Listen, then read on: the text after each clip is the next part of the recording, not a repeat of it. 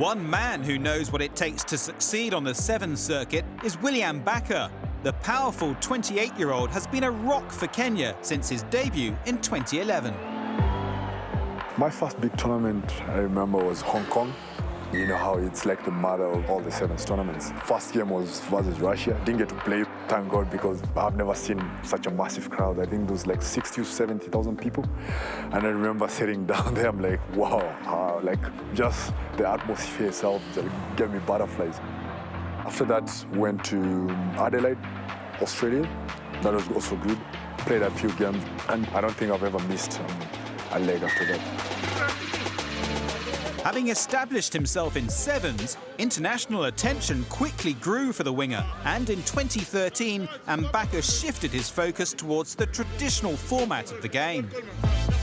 The only 15s rugby I played was in club rugby here in Kenya, and it's very competitive, but you cannot compare it with like Pro Division 2 or Top 14. So 2013, I got my first professional contract with Lyon, played for a year, came back home, and then got called up by the Stormers in Western Province. Signed with them, but in the process got injured, and I was out pretty much half through my contract. Then came back home. At that particular point, I wasn't like in shape because I was still worried about my leg, and fitness-wise, I wasn't way up there.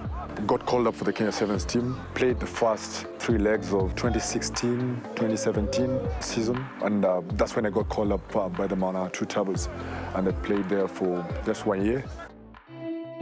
With the experience of playing professional rugby in 3 different continents behind him, Ambaka faced a new challenge, combining playing sevens with helping Kenya qualify for Rugby World Cup 2019.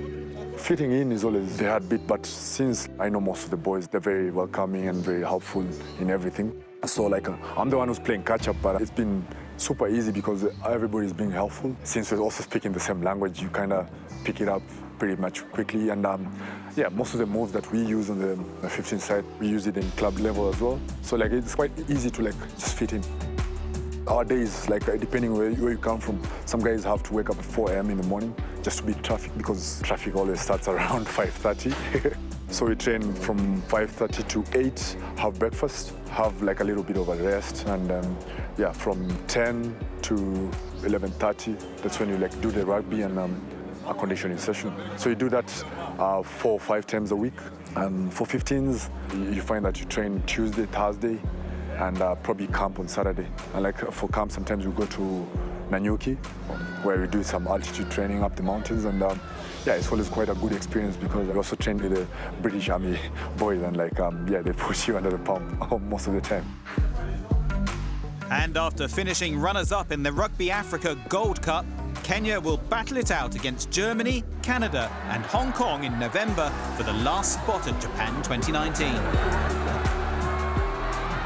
Everybody wants to play in the Rugby World Cup, but I'm also thinking about the young guys coming up. I believe Kenya 15s qualifying for the World Cup is going to change everything for Kenya Rugby. We have to have a lot of exposure and invest, put money into it, because I believe there's a lot of talent in Kenya Rugby and the world needs to see that.